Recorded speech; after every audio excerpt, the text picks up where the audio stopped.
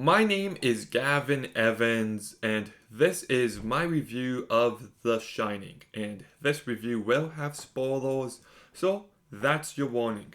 But what can be said about this movie that hasn't been said already?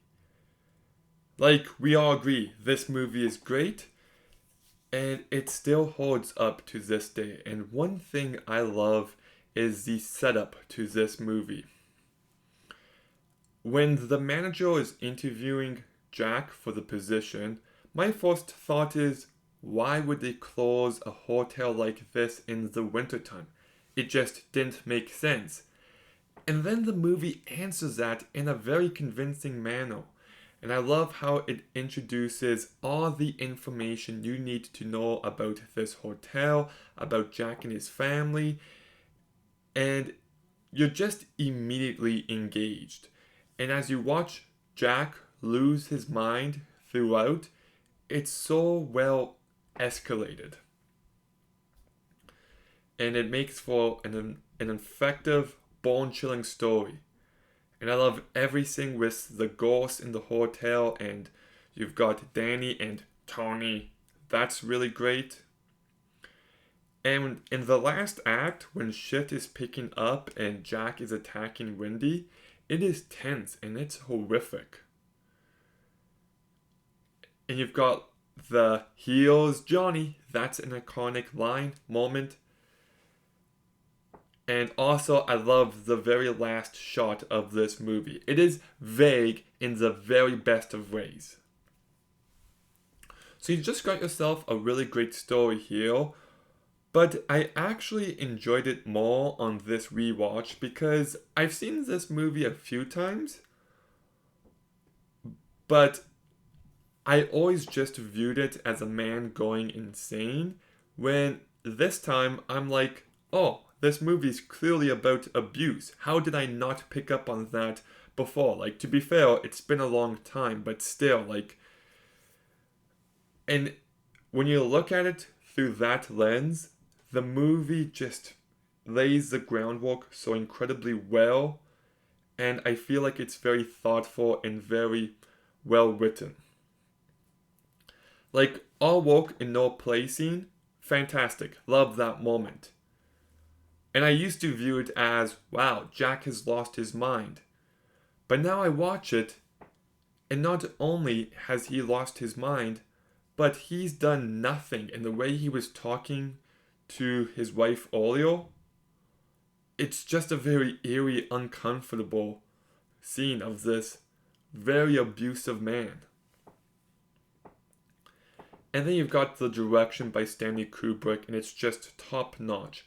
I love the atmosphere of this movie, whether it's the old fashioned ballroom, or if it's the cold outside, or if it's the total isolation. This movie's just filled with great atmosphere. I think the music by Wendy Carlos and Rachel Ekind really adds to this eerie feeling throughout the movie. The cinematography by John Alcott is absolutely incredible. Like, it's so simple, but just the way the camera follows Danny as he bikes around this hotel, you're just always expecting something around the corner. It just keeps you on edge. The production design in this movie is fantastic. I love how the hotel is laid out for the audience at the very start. So we know what rooms exist, where they are, and the one bathroom is just fantastic production design. Could have been a generic, forgettable bathroom, but they really made it stand out. And I also love the graphic nature of this movie. Like, it can be brutal when needed, and I love how it plays around with the ghosts, whether it's the two girls in the hallway, the bathtub lady, or the skeletons at the end. It just delivers enough what you want a haunted hotel movie to deliver without overdoing it and without losing focus. And I Also love the shot of Jack's frozen body at the very end of this movie. Like, it's just filled with iconic imagery from start to finish.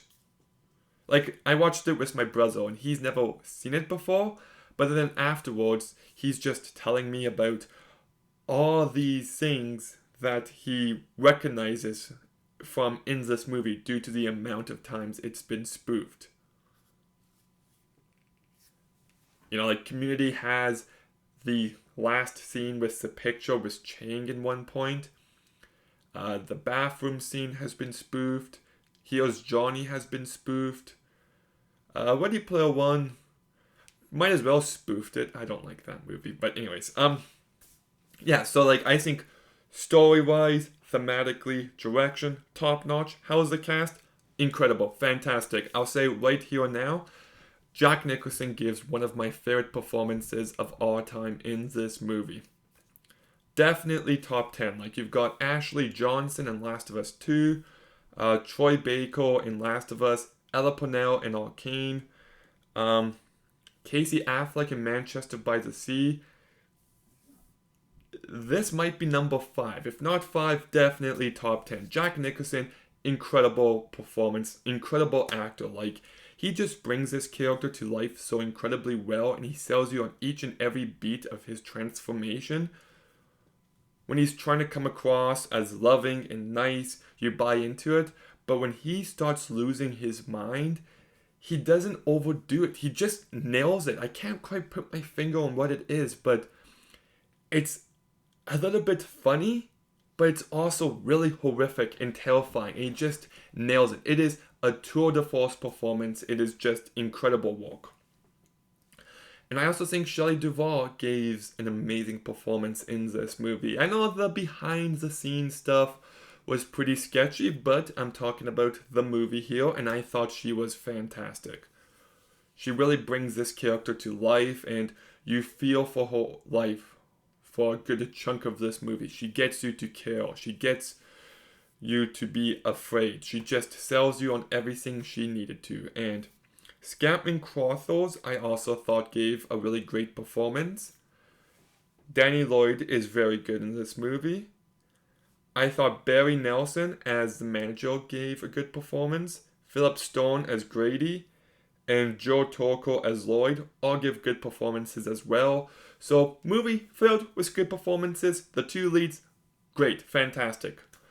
So, look, I love this movie, I do. I do not think it's overrated. It deserves its status as a classic.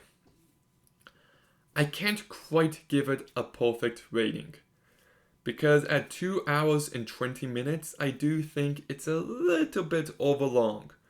Like, some scenes with Lloyd and Grady do drag just a bit. The hedge chase drags just a tiny bit. So, like, I feel like if they tighten it up to 2 hours, 5 minutes, that would have been perfect, and I would love this movie as much as everyone else. I'm not quite there, but I'm pretty damn close. Like, this movie is just fantastic. I think it's so well directed. I think it's so well acted. It explores abuse in just a very unique manner where you have to pay attention, and some things have meaning, and is this real, is it not real? There's just so much to dissect with this movie, and I just think it's a masterclass in horror. I love it. I think it's terrific, and I'm giving The Shining an 8.5 out of 10. Okay, have you seen The Shining? What did you think? Let me know in the comments down below. Make sure you like, comment, subscribe. Stay tuned for more videos soon, and Gavin out.